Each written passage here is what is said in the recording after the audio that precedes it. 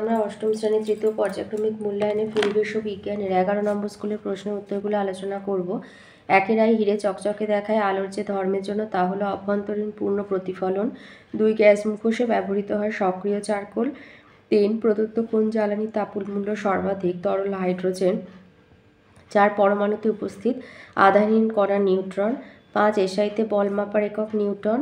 6 দিয়েছে 3 কেজি ভরের বস্তুকে যে বল দিয়ে টানা হয় তা হলো 3-এর সাথে 9.8 গুণ করবে তো 29.4 হবে, এটা ভুল হয়েছে। 9.8 ইন্টু 3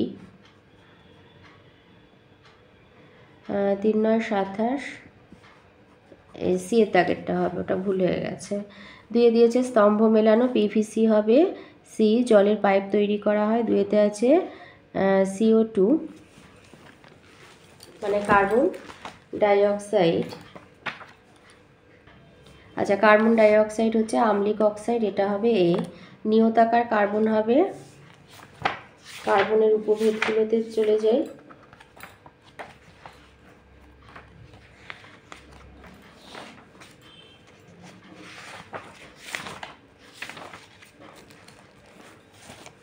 তাহলে নিয়তাকার উপভেদ হচ্ছে গ্রাফাইট, তাহলে এটা হবে এফ। চাপের একক হবে বি পাস্কাল। সমতল দর্পণ হবে অসৎ বিম্ব। 3 শূন্যস্থান পূরণ। আয়তে পেরিস্কোপ দর্পণগুলি বাহুর সঙ্গে 45 ডিগ্রি কোণে থাকে। 2-এতে পরস্পরের আইসোবার, নাইট্রোজেন আর কার্বন এই যে পরমাণু দুটো পরস্পরের আইসোবার। 3 স্টিলের বাটি জলে ভেসে থাকে প্লবতার জন্য। 4 একটি দ্বিপরমাণু গ্যাসের উদাহরণ হিলিয়াম। আর 5 সমীকরণটা সম্পূর্ণ করতে বলেছে, তো এখানে 6 অণু কার্বন ডাইঅক্সাইড আসবে। 4-এর আয়তে আছে অন্তর্ধৃতি কাকে বলে, এটা আছে বইয়ের 131 পাতায়। লিখবে কতগুলি ধাতু বিশেষত palladium, platinum, iron, cobalt, nickel প্রভৃতি সাধারণ উষ্ণতায় হাইড্রোজেন গ্যাসকে তাদের পৃষ্ঠতলে ধরে রাখতে পারে, একে বলা হয় অধিশোষণ। আর উত্তপ্ত করলে এই অধিশোষিত হাইড্রোজেন বেরিয়ে আসে, এই ঘটনাকে বলা হয় অন্তর্ধৃতি। 2-এতে আছে সংকট কোণ কাকে বলে। লিখবে যে ঘনমাধ্যম থেকে লঘু মাধ্যমে প্রতিসরণের ক্ষেত্রে দুই মাধ্যমের বিভেদ তলে আপতিত রশ্মির আপাতন কোণের যে মানের জন্য প্রতিসরণ কোণ 90 ডিগ্রি হয়, অর্থাৎ প্রতিসৃত রশ্মি দুই মাধ্যমের বিভেদ তল ঘেঁষে বের হয়, আপাতন কোণের সেই বিশেষ মানকেই মাধ্যমদ্বয়ের সংকট কোণ বলা হয়। 3-এতে দিয়েছে আম্লিক অক্সাইড বলতে কি বোঝো, উদাহরণ সহ লেখো। এটা আছে তোমাদের বইয়ের 124 পাতায়। আম্লিক অক্সাইড কাকে বলে।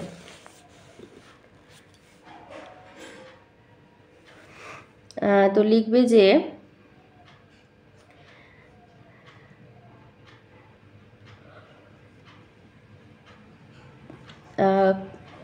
অধাতব মৌল যেমন হচ্ছে কার্বন, সালফার, ফসফরাস পর্যাপ্ত অক্সিজেনে দহনের সময় কার্বন ডাইঅক্সাইড, সালফার ডাইঅক্সাইড,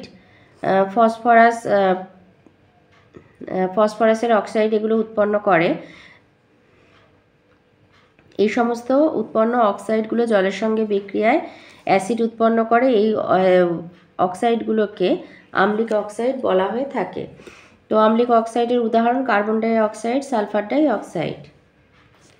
আচ্ছা, লিখবে অধাতুর সঙ্গে অক্সিজেনের বিক্রিয়া যে অক্সাইড উৎপন্ন হয় তাকে আম্লিক অক্সাইড বলা হয়ে থাকে। এই অক্সাইডগুলি জলে দ্রবীভূত হয়ে অ্যাসিড উৎপন্ন করে, যেমন কার্বন ডাইঅক্সাইড, সালফার ডাইঅক্সাইড। 4-এতে দিয়েছে কোনো তরলের প্লবতা বলতে কি বোঝায়। প্লবতা কাকে বলে লিখবে যে স্থির তরল বা গ্যাসীয় পদার্থে কোনো বস্তুকে আংশিক বা সম্পূর্ণ নিমজ্জিত করা হলে ওই বস্তুর ওপর সংশ্লিষ্ট তরল একটি খাড়া ঊর্ধ্বমুখী বল প্রয়োগ করে, যা নিমজ্জিত বস্তুর ওজনকে আংশিক বা সম্পূর্ণ প্রতিমিত করতে চায়। তরল দ্বারা প্রযুক্ত এই খাড়া ঊর্ধ্বমুখী বলকেই প্লবতা বলা হয়ে থাকে। আর প্লবতার জন্য স্টিলের বালতির জলে ভাসে। 5-এ দিয়েছে এখানে একটা পরমাণু দিয়েছে, তার মানে ভর সংখ্যা 235 আর প্রোটন সংখ্যা হচ্ছে 92। তো এবারে ইলেকট্রন, প্রোটন আর নিউট্রনের ভর সংখ্যা কত জানতে চেয়েছে।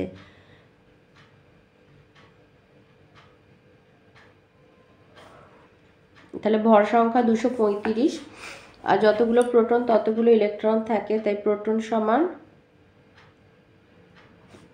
ইলেকট্রন 92 আর নিউট্রন হচ্ছে 235 মাইনাস 92। তাহলে 5 থেকে 2 বাদ গেলে 3, 4, 1, 143। 6তে দিয়েছে পিভিসির পুরো নাম কি, এর দুইটি ব্যবহার লেখো। আচ্ছা, পিভিসির পুরো নামটা বইতে দেয়া নেই, তো পিভিসির এটা হবে পলিভিনাইল ক্লোরাইড। পিভিসির পুরো নাম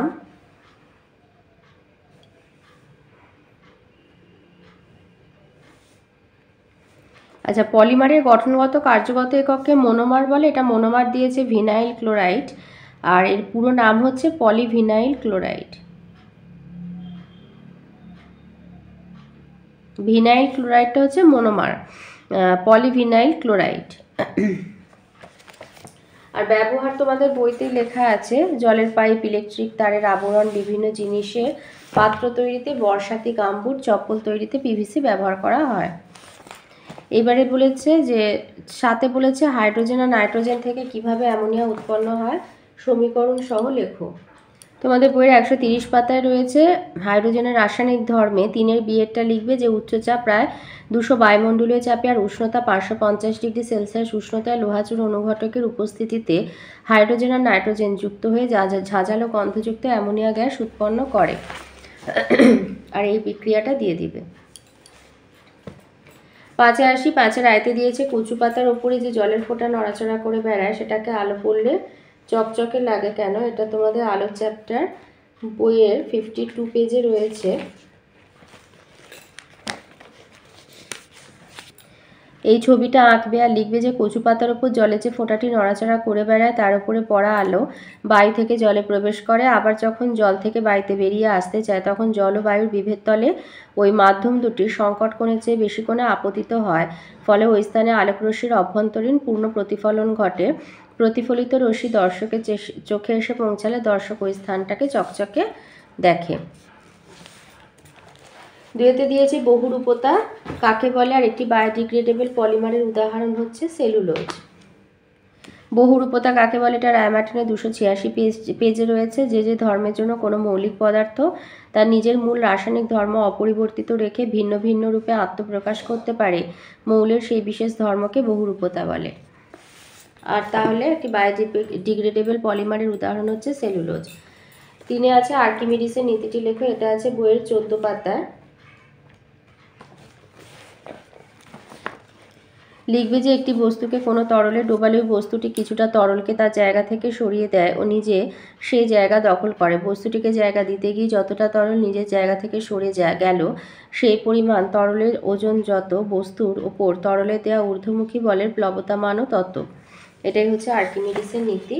আর এসআইতে চাপের একক হচ্ছে পাস্কাল। এটা এমনি স্তম্ভেতে আমরা করলাম একটু আগে। এসআইতে চাপের একক হচ্ছে পাস্কাল। 4-এ দিয়েছে পরীক্ষাগারে কার্বন ডাই অক্সাইড গ্যাস প্রস্তুতির জন্য নিম্নলিখিত বিষয়গুলি লেখো। একটা হচ্ছে রাসায়নিক উপকরণ, বিক্রিয়ার সমীকরণ আর গ্যাস কিভাবে সংগ্রহ করা হয়। তাহলে আমাদের প্রথমে আছে রাসায়নিক উপকরণ। এই যে রাসায়নিক প্রয়োজনীয় রাসায়নিক দ্রব্য মার্বেল পাথর, CaCO3 আর লঘু হাইড্রোক্লোরিক অ্যাসিড। এরপরে রয়েছে বিক্রিয়ার সমীকরণ। বিক্রিয়ার সমীকরণ এইটা লিখবে CaCO3 + 2HCl সমান CaCl2 + CO2 + H2O। আর বলেছে গ্যাসের সংগ্রহ, কার্বন ডাই অক্সাইড বাতাসের চেয়ে ভারী বলে গ্যাস জারের ভেতরের বাতাস ওপরে সরিয়ে জারের নিচের দিকে জমা হতে পারে। আচ্ছা, রায়মার্টিন থেকে সংগ্রহটা বলে দিচ্ছি। কার্বন ডাই অক্সাইড বাতাসের চেয়ে ভারী ও জলে দ্রাব্য, তাই বায়ুর ঊর্ধ্ব অপসারণ দ্বারা CO2 সংগ্রহ করা হয়। এবারে আসি লাইফ সায়েন্সের প্রশ্ন। লাইফ সায়েন্সের 1-এর আয়তে বলেছে গলগি বস্তু সৃষ্টি হয় যে অঙ্গাণু থেকে সেটি এন্ডোপ্লাজমিক জালিকা। 2 দিয়েছে রৌবেসিন নামক উপক্ষারটি পাওয়া যায় নয়নতারায়। 3 ইনসুলিন খরিত হয় যে গ্রন্থি থেকে সেটি হলো অগ্নাশয়। 4 বলেছে প্রদত্ত রোগগুলির মধ্যে কোনটি ভাইরাস ঘটিত রোগ? ইনফ্লুয়েঞ্জা। 5 আমেরিকার মরু অঞ্চলে রেড ইন্ডিয়ানরা পাথরের তৈরি যে বাড়িতে থাকে তার নাম পুয়েবলা। 2 আছে সত্য মিথ্যা। এতে বলেছে আমলকি ফলে প্রচুর পরিমাণ ভিটামিন সি আছে, সত্য। 2 রেড পান্ডা একটি বিপন্ন প্রজাতি, সত্য। 3 সাহারা মরুভূমিতে বসবাসকারী মানুষদের বুশম্যান বলে, মিথ্যা। 4 মাইটোকন্ড্রিয়ার বহির্পর্দা ভাঁজ হয়ে কৃষ্টি গঠন করে। মাইটোকন্ড্রিয়ার অন্তঃপর্দা ভাঁজ হয়ে কৃষ্টি গঠন হয়, তাই এটা মিথ্যা হবে। 5 দিয়েছে পাকা গোলমরিচের রং লাল হয়, মিথ্যা, কালো হয়। 6 চিড়িয়াখানা হচ্ছে এক্সিটু সংরক্ষণের উদাহরণ, সত্য। 3 শূন্যস্থান পূরণ। আয়তে দিয়েছে ঘৃতকুমারী নির্যাসে অ্যান্টিপাইরেটিক, এটা ক। হ্যাঁ, অ্যান্টিপাইরেটিক উপাদান থাকায় জ্বর হলে তাপমাত্রা কমাতে ব্যবহার করা হয়। 2 প্রাণীকোষ বিভাজনে অংশ নেয় সেন্ট্রোজোম নামক অঙ্গাণু। 3 বায়োলুমিনিসেন্ট জীবে উপস্থিত প্রোটিনযুক্ত রঞ্জক পদার্থ লুসিফেরিন। 4 ছেলেদের গোঁফদাড়ি বের হয় টেস্টোস্টেরন হরমোনের প্রভাবে। 5 নাইট্রোজেন স্থিতিকরণে সাহায্যকারী মিথজীবী bacteria Nitrosomonas. 6 Alexander Fleming Penicillium ছত্রাক থেকে প্রথম অ্যান্টিবায়োটিক আবিষ্কার করেন।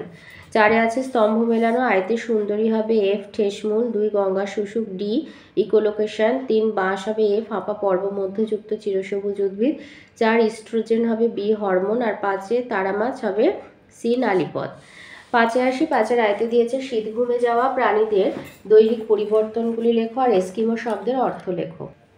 আচ্ছা, শীত ঘুমে যাওয়া প্রাণীদের দৈহিক পরিবর্তন হচ্ছে এই সময় এরা চলাফেরা করে না, দেহের তাপমাত্রা কমে যায়, হৃদস্পন্দন আর শ্বাসক্রিয়ার হার কমে যায়। কোনো শীত ঘুমে যাওয়া প্রাণী আবার গর্তের মধ্যে খাবার জমিয়ে রাখে। তো শারীরিক দৈহিক পরিবর্তন বলেছে যে এই সময় এরা চলাফেরা করে না, দেহের তাপমাত্রা কমে যায়, হৃদস্পন্দন আর শ্বাসক্রিয়ার হার কমে যায়। আর যেটা আছে এস্কিমো শব্দের অর্থ, এটা 269 পাতায় আছে বইতে। এই যে এস্কিমো শব্দের অর্থ হচ্ছে যারা কাঁচা মাংস খায়। 5 2 দিয়েছে উট কিভাবে মরুভূমির জীবন মানিয়ে নেয়। এইখান থেকে বলবে যে মরুভূমিতে যাতায়াতের প্রধান ভরসা এবং খুব কষ্ট করতে পারে উটেরা। আর এর সাথে লিখে দেবে যে সমস্ত বৈশিষ্ট্যগুলি উটকে মরুভূমির শুষ্ক আর উচ্চ তাপমাত্রাযুক্ত পরিবেশে মানিয়ে নিতে সাহায্য করেছে। এক হচ্ছে পিঠের কুঁজটা হচ্ছে পিঠের কুঁজ, এটা জল সঞ্চয়ের থলি নয়, এটা হলো চর্বি সঞ্চয় করে রাখা শরীরের একটা অংশ। এই চর্বি থেকে উট শক্তি জোগাড় করে। উট প্রায় 7 দিন পর্যন্ত না খেয়ে থাকতে পারে। উটের হাঁটুর কাছে আর পেটের নিচে মোটা চামড়ার আস্তরণ আছে যা বালিতে বসতে সাহায্য করে, এটা 2 নম্বর। 3 মরুভূমিতে মাঝে মাঝে মরুঝড় হয়, বালিতে চারিদিকে অন্ধকার, উট তার নাকের ফুটো প্রয়োজনে বন্ধ করতে খুলতে পারে। চোখের পাতা স্বচ্ছ, চোখের ওপরের ভুরু ছোটো মোটা ঝোপের মতো হয়। আচ্ছা, এটা 3 হলো। 4 হচ্ছে উটের ঠোঁট এবং জিভ শক্ত পেশি দিয়ে তৈরি যাতে কাঁটা ঝোপ খেয়ে বেঁচে থাকতে পারে। 5 উটেরা প্রায় 25 গ্যালনের মতো জল একসঙ্গে পান করতে পারে। 6 এদের দেহের ঘর্মগ্রন্থির সংখ্যা তুলনামূলকভাবে কম যাতে শরীর থেকে জল বেশি বেরিয়ে না যায়, তাই এদের মূত্র ঘন হয়। এটা 7 নম্বর হলো। 8 হচ্ছে এদের পা অনেকটা চওড়া আর পায়ের পাতা বেশ পুরু হয়। 3 দিয়েছে নিম গাছের ঔষধি গুণগুলি লেখো। তোমাদের বইয়ে 291 পাতা আছে। ঔষধি গুণ 1 হচ্ছে বহুমূত্র রোগের ক্ষেত্রে নিম পাতার রস খুবই উপকারী। 2 ভাইরাসজনিত মহামারী আর বাতে নিম বীজ কাজে লাগে। 3 কানের ব্যথায়, দাঁত আর দাঁতের মাড়ির ব্যথায় নিম তেল ব্যবহার করা হয়। 4 নিম গাছের মূল বা কাণ্ডের ছাল বা বাকল আর পাতা থেকে তেতো স্বাদের যে ওষুধ তৈরি হয় সেটি বারে বারে ফিরে আসা জ্বর যেমন ম্যালেরিয়া সারাতে কাজে লাগে। এছাড়া নানা রকম চর্মরোগ সারাতে ব্যবহার করা হয়। 5 বর্তমানে বহু প্রসাধনী জিনিসে নিমজাত পদার্থ ব্যবহার করা হয়। 6 কীটনাশক ওষুধ হিসাবেও নিম তেলের ব্যবহার আছে। 7 নিম গাছের পাতার মূলের অ্যান্টিবায়োটিক অর্থাৎ জীবাণুনাশক ক্ষমতা স্বীকৃত। 8 নিমের তেল চুলের স্বাস্থ্য বজায় রাখতে, যকৃতের কাজ করার ক্ষমতা বাড়াতে, রক্তকে পরিষ্কার রাখতে ব্যবহার করা হয়। আর 9 এছাড়া নিমজাত দ্রব্যের ব্যাকটেরিয়া, ছত্রাক এবং পরজীবী কৃমি প্রতিরোধী গুণ আছে। 4 দিয়েছে শকুন অবলুপ্তির কারণ এবং সংরক্ষণের উপায় লেখো। তোমাদের বইয়ে 275 পৃষ্ঠায় রয়েছে এই যে শকুন হারিয়ে যাওয়ার বলেছে কারণ, শকুন অবলুপ্তির কারণ। তো লিখবে যে শকুনের দল সাধারণত মৃত পশু পাখিদের খেয়ে বেঁচে থাকে। পোষা গরু মোষদের বিভিন্ন অসুখে, বিশেষত হাড়ের অসুখে দেওয়া হয় এক বিশেষ ওষুধ ডাইক্লোফেনাক ব্যথা কমানোর জন্য। তাদের মৃতদেহ এই ওষুধ থেকে যেত। এই ডাইক্লোফেনাক শকুনের কিডনি আর বৃক্ককে নষ্ট করে দেয়। একসময় যত্রতত্র মরে থাকতে দেখা গেল শকুনের দলকে এখন আর গ্রামেগঞ্জে মরা গবাদি পশুদের ভাগাড়ে না ফেলে পুঁতে দেওয়া হয়, ফলে শকুন খাদ্য সংগ্রহ করার সংস্থানও কমে গেছে। পর্যাপ্ত খাদ্যের অভাবে শকুনের ছানারা প্রায় মারা পড়ছে। তো এটা হচ্ছে তোমার শকুনের মরে যাওয়ার কারণ আর সংরক্ষণের উপায় আছে 276 পৃষ্ঠাতে। 2006 সালের মার্চ মাসে ভারত সরকার ডাইক্লোফেনাক ও নিষিদ্ধ ঘোষণা করলেন। শকুনদের সংরক্ষণ প্রচেষ্টা শুরু হলো। শকুন অনেকদিন বাঁচে, আবার এদের জীবনের বিকাশ বেশ ধীর গতিতে হয়, তাই শকুনকে আবার তার আগের জায়গায় ফিরিয়ে আনতে বেশ কয়েক দশক লেগে যাবে। ভারতবর্ষের বিভিন্ন জায়গায় শকুন পুনর্বাসন কেন্দ্র খোলা হয়েছে, তার মধ্যে হরিয়ানার পিঞ্জর আর পশ্চিমবঙ্গের উত্তরে রাজাভাতখাওয়া বিশেষ উল্লেখযোগ্য। এখানে এখন শকুনের সকল প্রজাতি সংরক্ষিত আছে বন্যপ্রাণ সংরক্ষণ আইনে। 5 দিয়েছে বায়োলুমিনেসেন্স বলতে কি বোঝো আর এর উপকারিতা কি। এটা তোমাদের বইয়ের 254 পাতায় রয়েছে। একদম প্রথমে এটা লিখবে যে সমুদ্রের গভীরে সূর্যের আলো প্রবেশ না করলেও অন্য এক ধরনের আলোর দেখা পাওয়া যায়, যার কোনো উত্তাপ নেই। একে বায়োলুমিনেসেন্স বলা হয়ে থাকে। বায়োলুমিনেসেন্স কথাটির উৎপত্তি হচ্ছে গ্রিক শব্দ বায়োস মানে জীবিত, ল্যাটিন শব্দ লুমেন মানে আলো বা লাইট থেকে, অর্থাৎ জীবের থেকে আসা আলো। তো যাদের দেহে বায়োলুমিনেসেন্স, এই যে সমুদ্রের গভীরে যেসব জীবের দেহে রাসায়নিক বিক্রিয়ার মাধ্যমে নিজেদের দেহে আলো তৈরি করতে পারে তারা হলো বায়োলুমিনেসেন্ট। আর এই বায়োলুমিনেসেন্ট বলেছে জীবদের দেহে এক ধরনের প্রোটিনের সঙ্গে যুক্ত রঞ্জক পদার্থ লুসিফেরিন আর উৎসেচক লুসিফারেজ অক্সিজেনের উপস্থিতিতে এই দুইয়ের রাসায়নিক বিক্রিয়ায় রাসায়নিক শক্তি আলোক শক্তিতে পরিবর্তিত তৈরি হয় ঠান্ডা আলো বা বায়োলুমিনেসেন্স। আর এই বায়োলুমিনেসেন্সের কাজ হচ্ছে, উপকারিতা হলো বায়োলুমিনেসেন্স জীবদের নানাভাবে সাহায্য করে, যেমন খাবার খোঁজা, খাদ্যকে আকর্ষণ করা, ছদ্মবেশ ধারণ, আত্মরক্ষা ইত্যাদি। 6 দিয়েছে ভাজক কলা এবং স্থায়ী কলার পার্থক্য লেখো। ভাজক কলা স্থায়ী কলার পার্থক্য হচ্ছে যে ভাজক কলাটা বলছি আগে, যে কলার কোষগুলি বিভাজনে সক্ষম তাকে ভাজক কলা বলে। দেখা যায় কোথায়? উদ্ভিদের বর্ধনশীল অংশে কোষের প্রকৃতি সজীব অপরিণত আকৃতি, নির্দিষ্ট আকৃতিযুক্ত কোষপ্রাচীর, পাতলা অলঙ্করণবিহীন কোষান্তর রন্ধ্র অনুপস্থিত। কাজ হচ্ছে উদ্ভিদ অঙ্গের বৃদ্ধি। আর স্থায়ী কলা হচ্ছে যে কলার কোষগুলি বিভাজনে অক্ষম তাকে স্থায়ী কলা বলে। উদ্ভিদের স্থায়ী অংশে থাকে, সজীব বা মৃত পরিণত হয়, নির্দিষ্ট আকৃতিযুক্ত নয়, পাতলা বা স্থূল অলঙ্করণযুক্ত, কোষান্তর রন্ধ্র উপস্থিত আর খাদ্য সংশ্লেষ, সঞ্চয়, সংবহন, যান্ত্রিক দৃঢ়তা প্রদান করে।